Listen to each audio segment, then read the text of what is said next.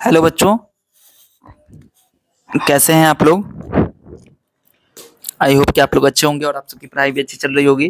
तो अभी हम लोग करेंगे 2022 में जो एग्ज़ाम हुआ था क्लास 10th बिहार बोर्ड का एनुअल एग्ज़ाम, यानी कि फाइनल एग्ज़ाम जो हुआ था, वार्षिक परीक्षा जो हुई थी।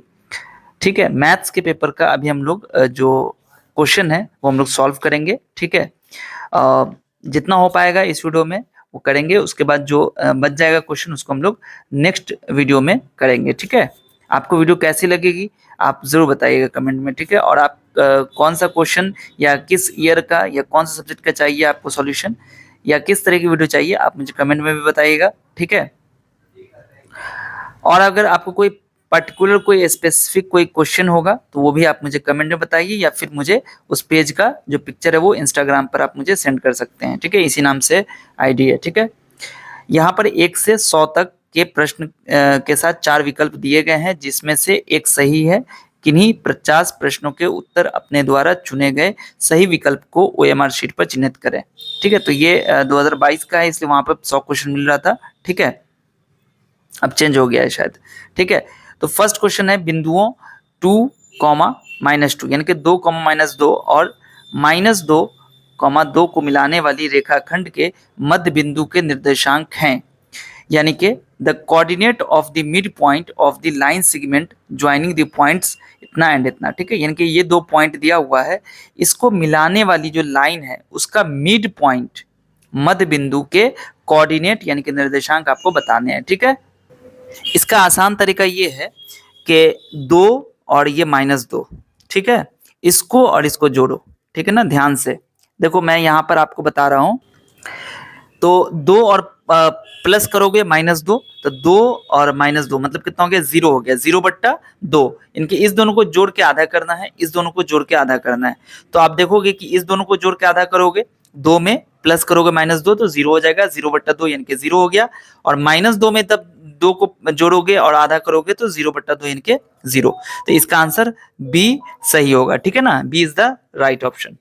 इसके बाद आते हैं सेकेंड क्वेश्चन, इसका देखते हैं।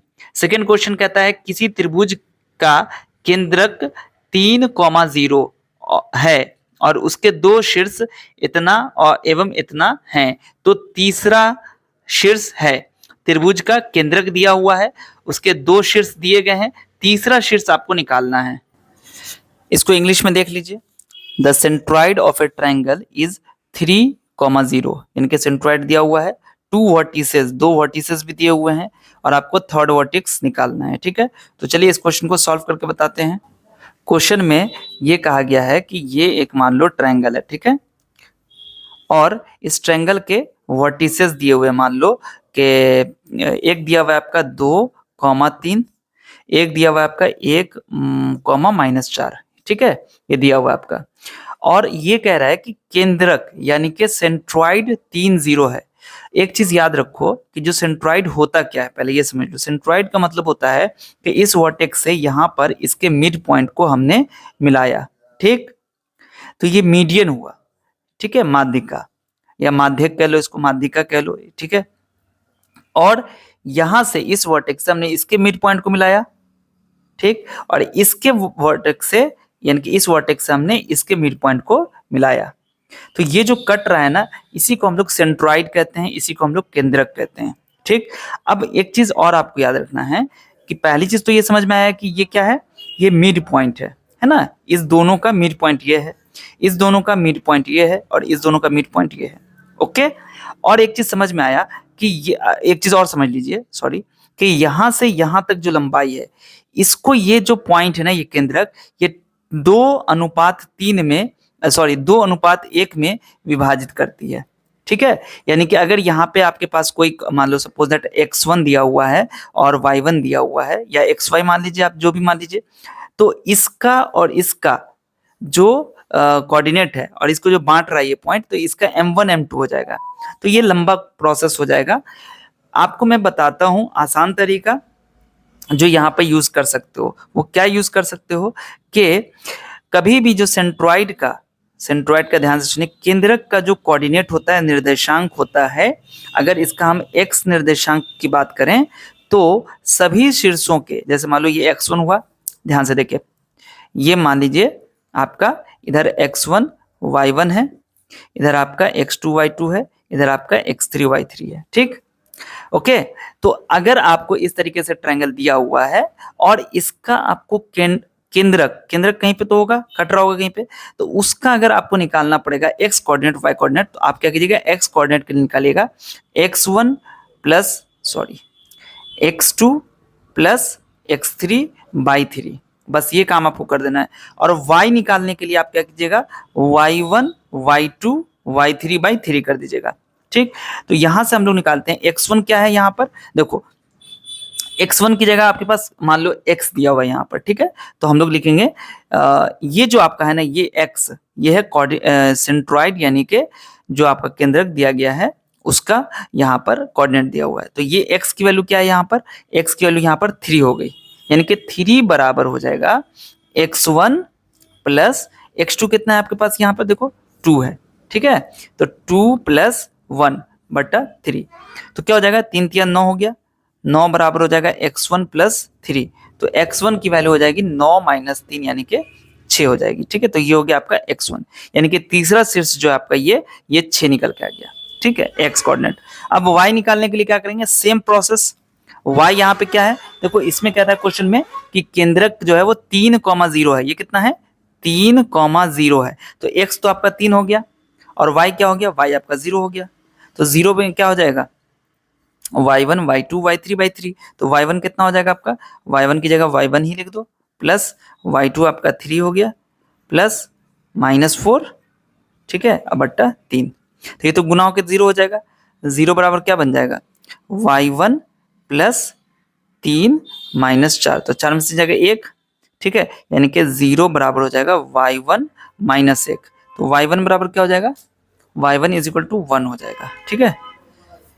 बात समझ में आई, यानी कि x1 की जगह आपको क्या आ गया, x1 की जगह आपको 6 आ गया और y1 की जगह आपको 1 आ गया, यानी कि कोऑर्डिनेट क्या हो गया 6,1, ये आपका जो है सही आंसर होगा, ठीक है। यहाँ पर ऑप्शन नंबर सी आपका सही होगा, ठीक है। चलिए अगला क्वेश्चन देखते हैं। इसके बाद तीसरा क्वेश्चन, यदि किसी त्रिभुज के शीर्षों के निर्देशांक इतना है तो त्रिभुज का क्षेत्रफल क्या होगा, ये तो आपके बुक में ही दिया हुआ है, ठीक है, यानी कि आपको कोऑर्डिनेट ऑफ वर्टिसेस दे दिया है, 3 वर्टिसेस हैं, तीनों का दे दिया और उसका आपको एरिया निकालना है। तो ट्रायंगल के 3 वर्टिसेस यानी कि शीर्ष के जो निर्देशांक हैं वो दे दिए गए हैं आपको, ठीक है, यानी कि यहाँ पर अगर आप चाहें तो एक ट्रायंगल बना सकते हैं। इसमें एक निर्देशांक आपको दिया गया है 0,0, एक दिया गया है 4,0 और एक दिया गया है 0,1, ठीक है। अब यहाँ पर देखो आपको निकाल लेना है x1 बराबर 0, y1 बराबर 0, x2 बराबर 4, y2 बराबर 0, x3 बराबर 0 और y3 बराबर 1। अब त्रिभुज का क्षेत्रफल क्या हो जाएगा, तो त्रिभुज का क्षेत्रफल बराबर हो जाएगा 1/2, फॉर्मूला ही है इसका, ठीक है, आपके बुक में भी होगा, आप देख सकते हैं 1/2, इस तरह का ब्रैकेट दीजिएगा, x1 into y2 minus y3, ठीक है, plus x2 y3 minus y1 और plus x3 y1 minus y2, ये फॉर्मूला है, ठीक है। अब यहाँ पर निकालते हैं हम लोग 1/2, x1 की जगह क्या रखोगे 0। अब यहाँ पर थोड़ा सा आप कैलकुलेशन को शॉर्ट कर सकते हो क्योंकि एग्जाम में आपको ऑब्जेक्टिव में टाइम को बचाना होता है। तो x1 और x3 0 है ना, x1 और x3 0 है, तो ये वाला पार्ट पूरा 0 हो जाएगा, ये वाला पार्ट पूरा 0 हो जाएगा, क्योंकि 0 से गुना करेंगे तो 0 होगा, 0 से गुना करेंगे 0 हो जाएगा, तो बस ये वाला काम करेंगे। x2, तो x2 कितना है 4 और y3 माइनस y1 कितना है, तो 1 माइनस 0, ठीक है, तो ये हो जाएगा 1/2 इंटू 4, 1 में से 1 0 जाएगा, 1 हो जाएगा, तो 4 1 जा 4 हो गया, तो 2 से 2 दूनी 4 हो जाएगा, यानी कि 2 इसका आंसर हो जाएगा, ठीक है। 2 इकाई, या फिर ऑप्शन नंबर जो इसमें देख लीजिए, ऑप्शन नंबर आपका कौन सा सही है, तीसरा का जो ऑप्शन नंबर है वो सी आपका ऑप्शन नंबर सही है, तीसरा का, ठीक है। चलिए अगला क्वेश्चन देखते हैं। बिंदुओं इतना एवं इतना के बीच की दूरी, यानी कि डिस्टेंस आपको निकालना है इस दोनों के बीच का, तो डिस्टेंस फॉर्मूला यूज कर लेना है। इसका फॉर्मूला होता है, फॉर्मूला क्या होता है इसमें, डिस्टेंस फॉर्मूला का जो है आपको याद रखना है, root under x2 minus x1 का whole square plus y2 minus y1 का होल स्क्वायर। ठीक है, तो कोई भी आपको दो पॉइंट दिया गया अगर है तो उसके बीच का जो डिस्टेंस निकालने के लिए आप लोग ये फॉर्मूला यूज कीजिएगा। तो यहाँ पर आपको दिया गया है 2 पॉइंट है आपके पास, दोनों पॉइंट आपको दिया गया, यहाँ पर हम लिख देते हैं कि एक आपका दिया गया -1 3 और एक आपको दिया गया है -5 और 7। तो ये आपका क्या हो जाएगा, ये हो जाएगा x1, ये हो जाएगा y1, ये हो जाएगा x2, ये हो जाएगा y2। तो यहाँ पर क्या हो जाएगा, x2 माइनस x1 करेंगे तो x2 में से x1 को घटाना है, यानी कि -5 माइनस -1। ध्यान रखना है कि x2 में भी माइनस लगा हुआ है और x1 में भी माइनस लगा हुआ है, तो इसका स्क्वायर करना है आपको। ठीक है, प्लस y2 माइनस y1 करेंगे तो 7 में से 3 घटाएंगे। ठीक है, तो ये हो जाएगा आपका -5 में 1 प्लस करना है। ठीक है, इनके माइनस माइनस प्लस हो जाएगा, इसका स्क्वायर प्लस 7 में से 3 गया 4 का होल स्क्वायर। तो ये क्या बन जाएगा आपका, -5 और 1 प्लस करेंगे तो कितना हो जाएगा, -4 हो जाएगा। तो -4 का होल स्क्वायर प्लस 4 का होल स्क्वायर, तो ये हो जाएगा 4 का स्क्वायर हो जाएगा 16 और इधर भी हो जाएगा 16, तो ये हो जाएगा रूट अंडर 32। तो हम इसको लिख सकते हैं 16 गुने 2, तो 16 जब बाहर आएगा तो 4 हो जाएगा और रूट अंदर ही रह जाएगा, 4√2 हो जाएगा, यानी कि 4√2 इकाई। ये हो जाएगा आपका आंसर और ये है ऑप्शन नंबर आपका बी। ठीक है, चलिए देखो ये आपका एकदम फॉर्मूला ही से पूछ दिया है कि दो बिंदुओं x1 y1 और x2 y2 को मिलाने वाले रेखाखंड को m अनुपात n में अंतर विभाजित करने वाले बिंदु के निर्देशांक होंगे।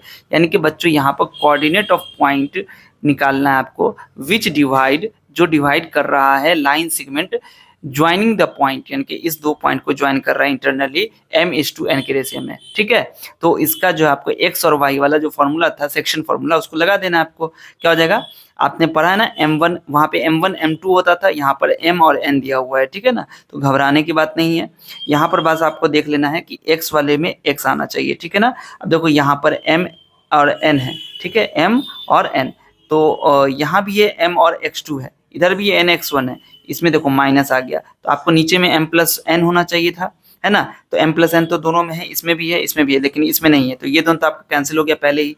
अब इस दोनों में देखो तो यहाँ पर mx2 है और यहाँ माइनस आ गया।